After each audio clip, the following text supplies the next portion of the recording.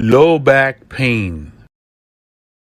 When the patient comes to you for evaluation for low back pain, the first question you ask the patient, do you have any bladder or bowel problems? You want to separate low back pain or acute low back pain from coda equina. Coda equina is an orthopedic emergency. It needs to be diagnosed early and treated by surgery early. Make sure you don't miss coda equina. Ask the patient about bladder and bowel changes. If there's any concern, you need to get a stat MRI with a wet or a stat reading. Acute low back pain or low back pain with sciatica, where the pain radiates to the leg and to the foot. Both conditions are initially treated conservatively for at least 6 weeks by physiotherapy, anti-inflammatory, limitation of activity as guided by the pain, even if there is a big disc in the MRI. So wait 6 weeks. 90% of the patient will resolve the symptoms in 1 month. Smoking, depression, vibration increase the incidence of low back pain. Intradiscal pressure change with positions. The lowest pressure when the patient is supine, the highest pressure when the patient is sitting, leaning forward, and holding weight. Now the patient comes with low back pain and had a history of cancer, so you need to get an X-ray and MRI, especially if the pain at rest and at night. In case of renal tumor, you probably need to do arteriography and embolize the spine lesion. The spine is a common location for metastatic tumors. The metastasis occurs in the vertebral body and it goes to the pedicle.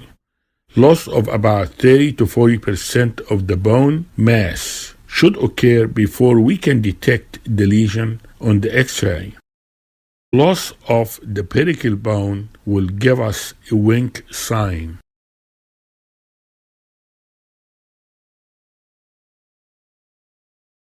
How about if the patient has infection? Infection will occur in the disc space. The segmentation rate and CRP will be elevated. Only 50% of the patient will have fever, and less than 50% will have elevated WBCs. So you will get a blood culture, which is positive in about 24%. You will get an MRI, and you will give antibiotic as guided by the biopsy and culture and sensitivity. If it happened that the patient has epidural abscess, you will do surgery, especially if there is deterioration of the neurological function. If we get infection post-surgery, you can diagnose it by C-reactive protein, the CRP. How about osteoporotic fracture?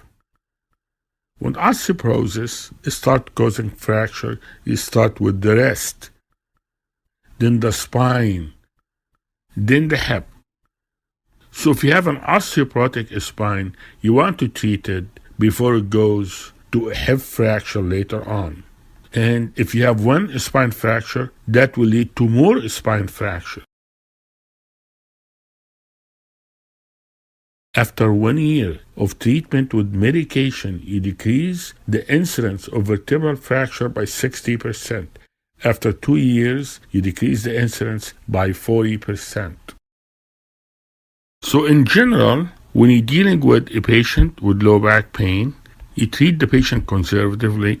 Don't get x-rays in the first 4 to 6 weeks unless there are some red flags, such as patient is older, or patient has metastatic tumor, or the patient has history of cancer, or infection is suspected, or the patient has trauma, or osteoporotic fracture because the patient is taking steroids.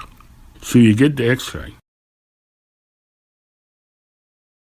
Then you may see an x-ray of a patient that looks like ankylosing spondylitis. At that point, look at the SI joint. It starts at the SI joint. You may get HLA-B27.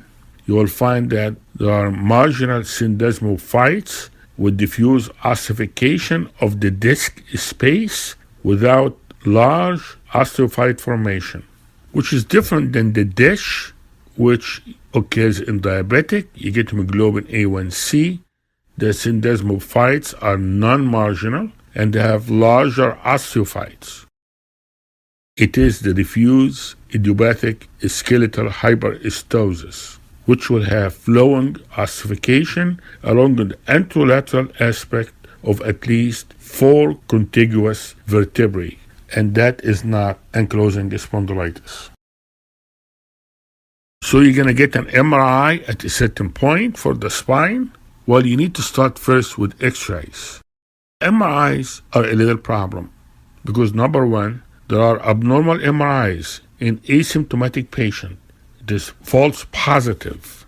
35% in patients less than 4 years of age, and 90% positive MRIs in asymptomatic patients that are more than 6 years old. The second problem is the MRI with a dye. Gadolinium will differentiate a disc from a scar. Both granulation tissue and the recurrent disc can look alike on routine MRI. There will be contrast enhancement when there is granulation tissue because it's vascular, so there will be contrast enhancement. However, when there is a recurrent disc herniation, the dye will not enhance because the disc is a dead piece of tissue. It is avascular. So when you try to differentiate between recurrent disc and a scar, you will inject the dye, you get the MRI, and if there is a vascular enhancement, then it is a granulation tissue.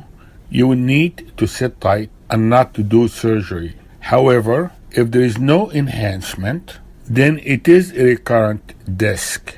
It is avascular, that's why it doesn't enhance. And if the recurrent disc causing a lot of pain or symptoms to the patient, then you probably need to do surgery. Thank you very much. I hope that was helpful.